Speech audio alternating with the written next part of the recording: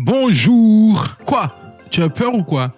Je m'appelle Nzé. Je suis là pour te raconter mon aventure avec ma prof lorsque j'étais encore étudiant en littérature française dans une université privée au Gabon. Je me rappelle toujours la première fois où j'ai posé les yeux sur elle, au milieu d'une salle de réunion remplie de monde. Elle avait la peau pâle, les joues roses, de grands yeux verts comme ceux d'un chat. Elle avait l'air à la fois amusée et embarrassée, comme si elle était arrivée là par accident.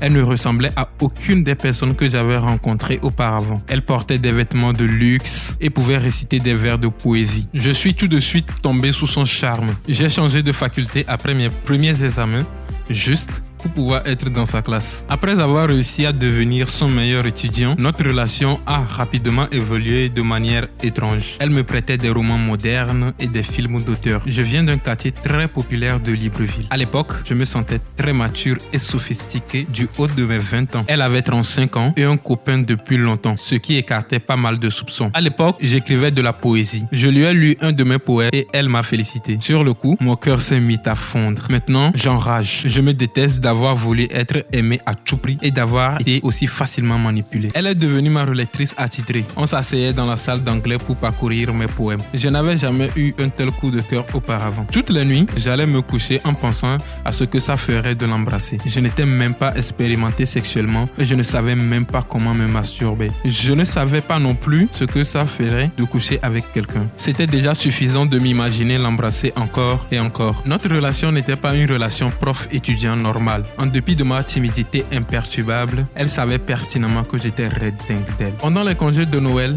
après mon premier trimestre à l'université, elle m'a appelé et m'a demandé si je pouvais la rencontrer dans un bar.